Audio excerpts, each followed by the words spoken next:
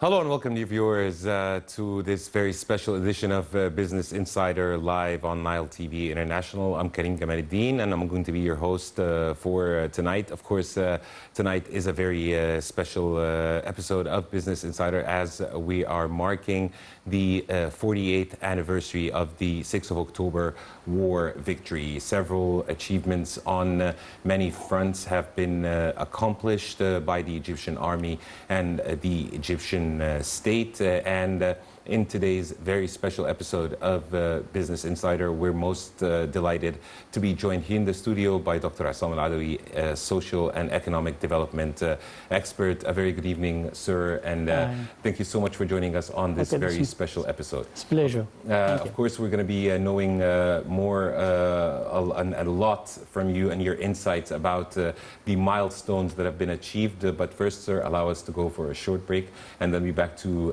resume this very fruitful discussion with you, Dr. Issam Adawi. That's fine. Dear viewers, a short break, and then we'll be back to kick off this very special edition of Business Insider live only on Nile TV International.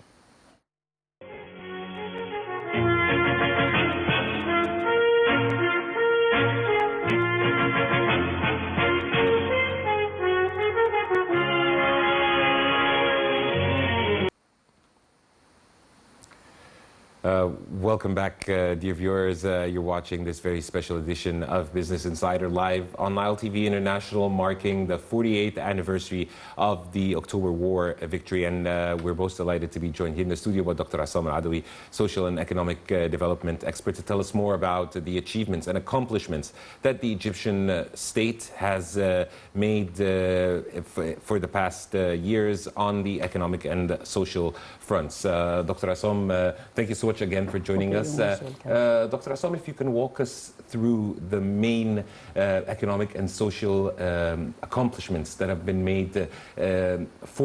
Today we're marking 48 years since the October War victory. If you can walk us through the major milestones or accomplishments. Definitely. If we would like to talk about any country in the world, they are actually based on three main pillars: the government, the private sector, and the civil society. Immediately, I think, and if we are talking about social and economic development, I guess we need to talk about financial resources and human resources. There is no development without financial resources and human resources and other resources as well. If we talk about, now we are celebrating 48 years after the October War, and immediately after the October War, you can find that not the reflections not only in Egypt, but in the whole area.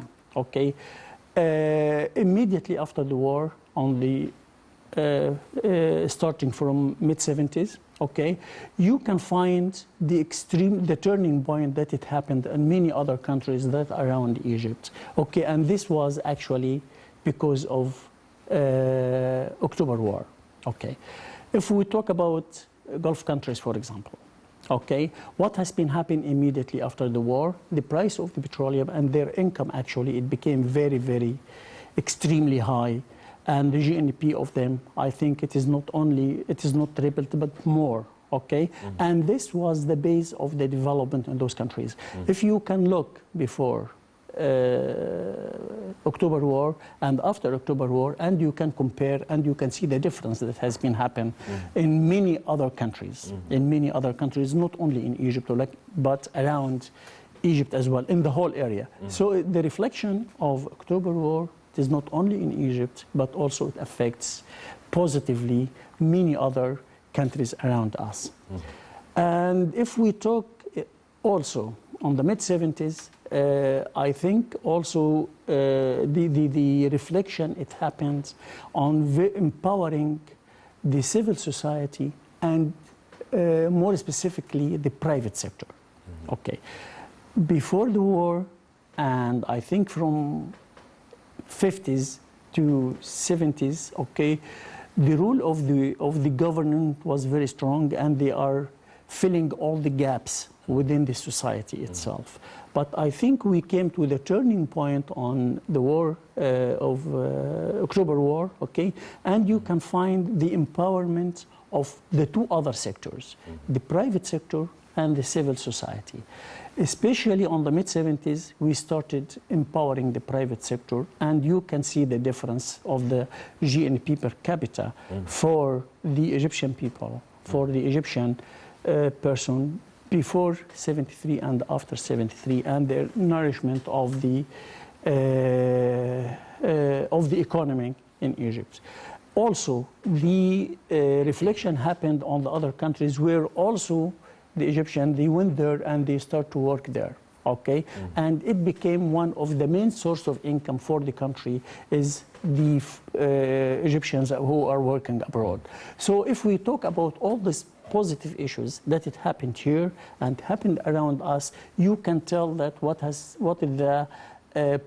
a positive effect that it happened, and it was really a turning point in this area.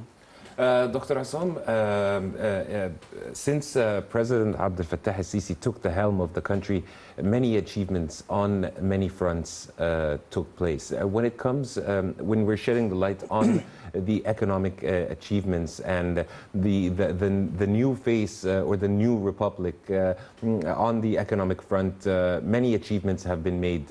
If you can elaborate on that. Okay. Let me go back to our triad, okay, which is the government, the private sector, and the civil society. If we talk in the mid 70s and in the 70s, we can say it is the era of the private sector. Okay, I think since about 5 or 6 years, we started actually the era of the civil society. And the change on the type of the management of the government. You can tell that when you go to any ministry now, you can find the caliber of the people within the ministries and the ministers themselves, okay? You can find really an international caliber that they are working on the government. This was not clear to us, or it was not visible to us earlier, and also the change of the type of management within the government, and then which it reflects actually on the relationship with the private sector and the civil society. If we talk about the last 6 years, okay, I can tell that it is the era of the civil society. And President Sisi, I think he gave very good attention that the civil society is a strong partner with the government and with the private sector. And the triad, they are now working together. The government, they are working as a sort of facilitator, and they are paving the way to the private sector and the civil society to do their work, either by full coordination, full support, and also with the governance and the laws that it came actually to support working with them. If we talk about the civil society, we can say that they took too many actually benefits in the last 5 years, and especially in the last couple of years after the release of the NGO law, which it gives lots of benefits. And at the same time, if we would like to talk about the support to the Egyptian communities, okay, and poverty alleviation, okay, too many initiatives, strong initiatives that is really working and also implemented by the government, by the civil society, and with the full participation of the private sector. For example, Haya Karima. If we talk about Haya Karima, and because they are really meeting basic need for our communities and in reaching the the most vulnerable.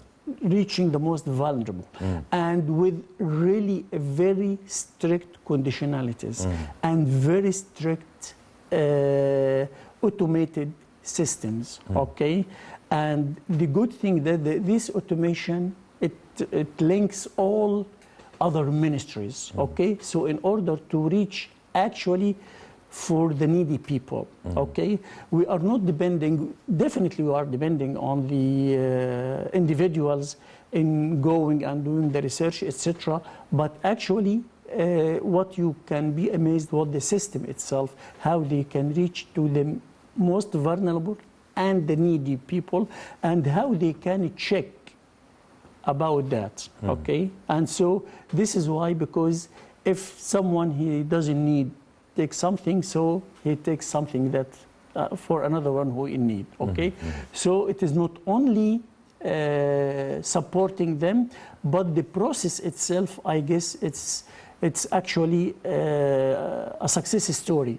And I think with the Ministry of Social Solidarity and with other ministers, I guess they are really talking about this success story in many, many other areas and how they implement it.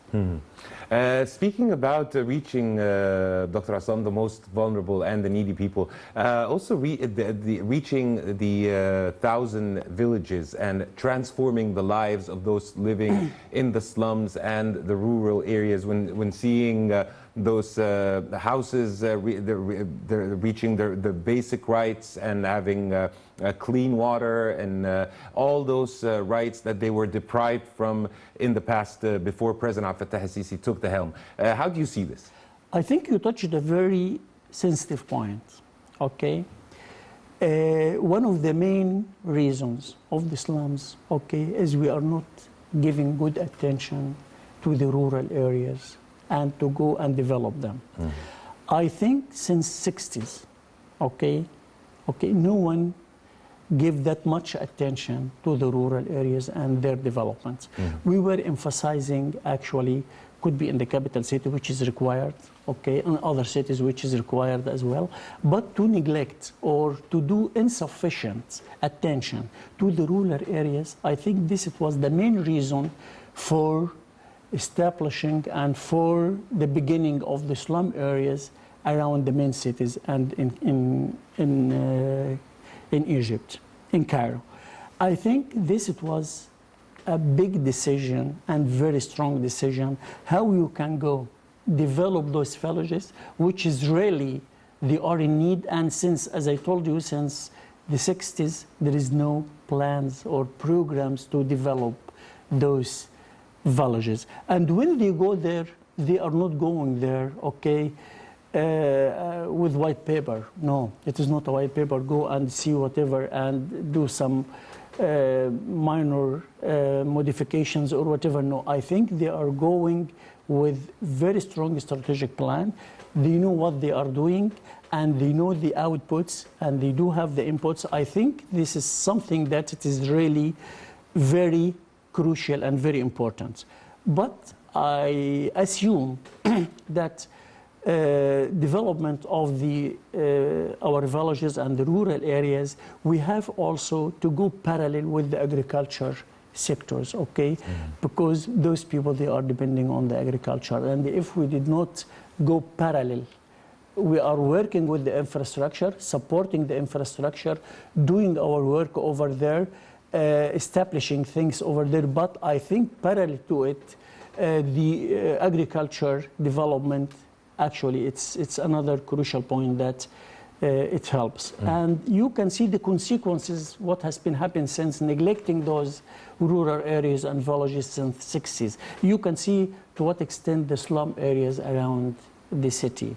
And now the second strong, actually, initiative is how you can take the decision in order to work in these slum areas. It was not easy. It was not absolutely easy to go and solve those slum areas and move them to another cities, okay? To really very good infrastructure and with very good buildings and with very good places, okay?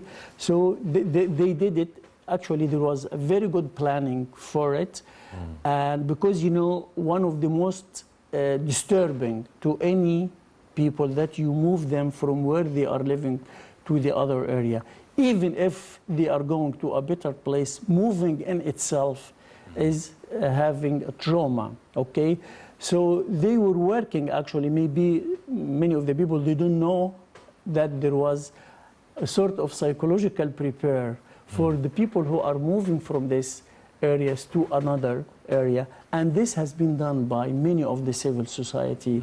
They did the software actually in going there, sitting with the families, trying to assure them that they are moving to another area that it is really better, and with this living it is vulnerable for them and for their children, etc. So there was a sort of preparing how we dissolve these slum areas. It was not just go from here to there, no, it was actually good planning and good coordination among many others players and stakeholders in this area. Indeed, Dr. Issam, allow us to go for a short break and we'll be back to resume this very constructive discussion. The viewers, a quick break and then be back to resume our discussion with Dr. Issam Adawi, our guest here in the studio, on this very special edition of Business Insider live on Nile TV International.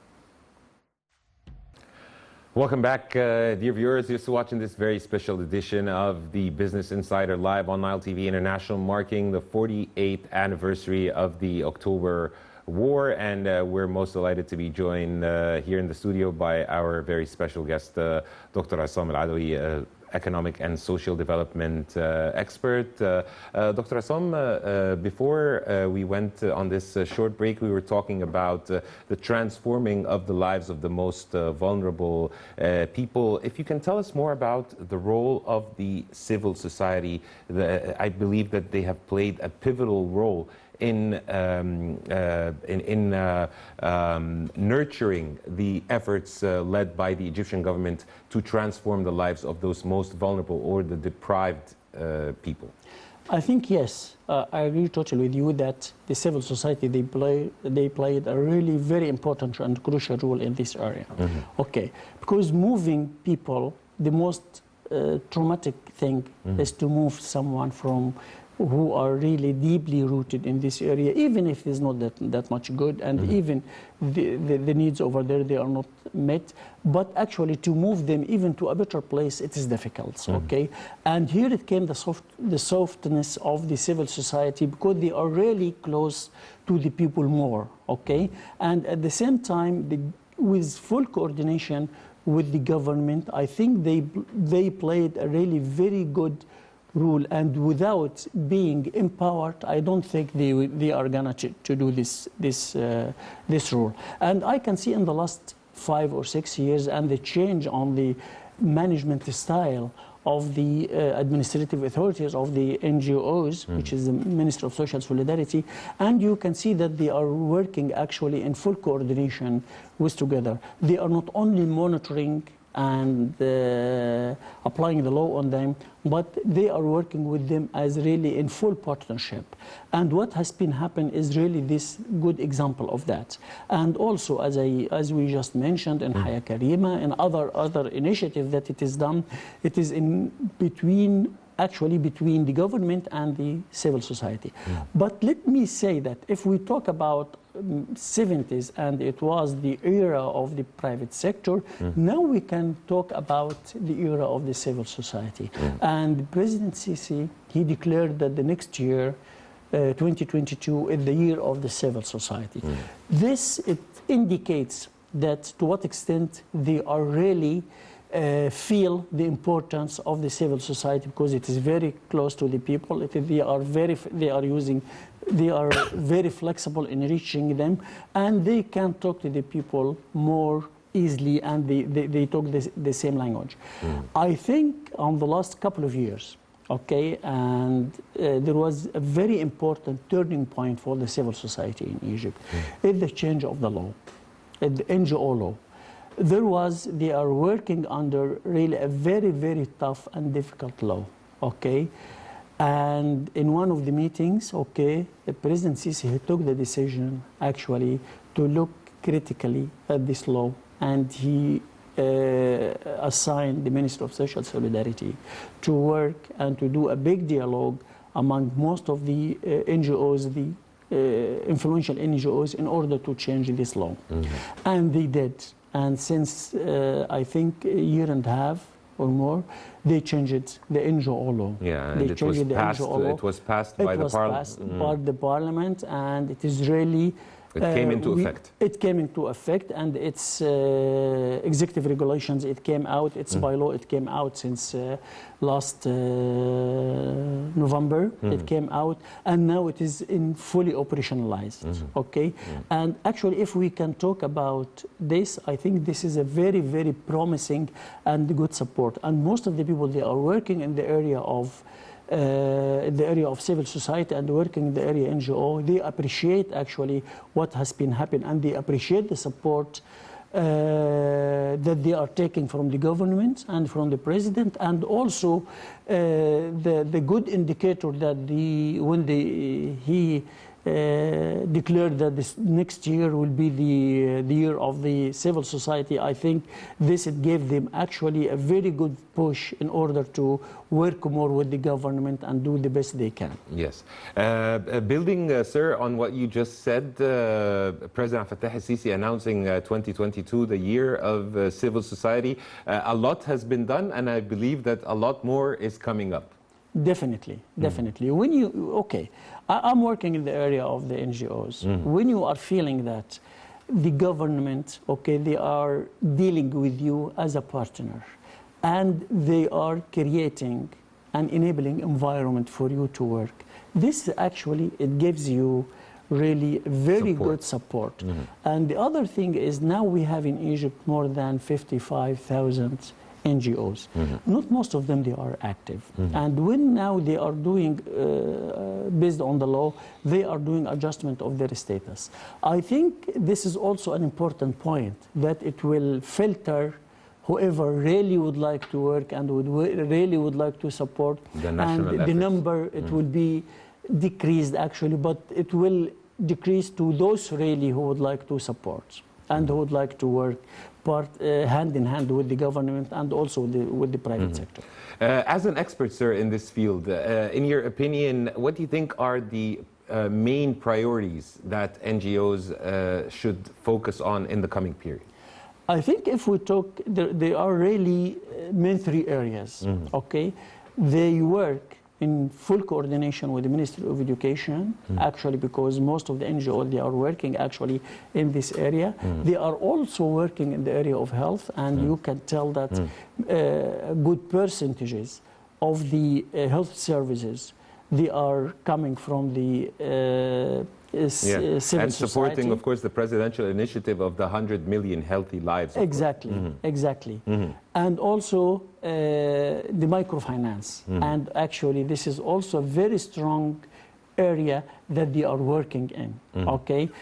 Maybe there are about 900 or more, okay, of the NGOs, they having the license to work with the people on the microfinance, okay, and which is microcredits. And this is something that if you can look to the stories and to look to the many cases that they are moved from having, for example, support in the early beginning by 1,000, 3,000, and now they are working with 100 and 150, and they are hiring other people. So, and those it goes actually with the microfinance.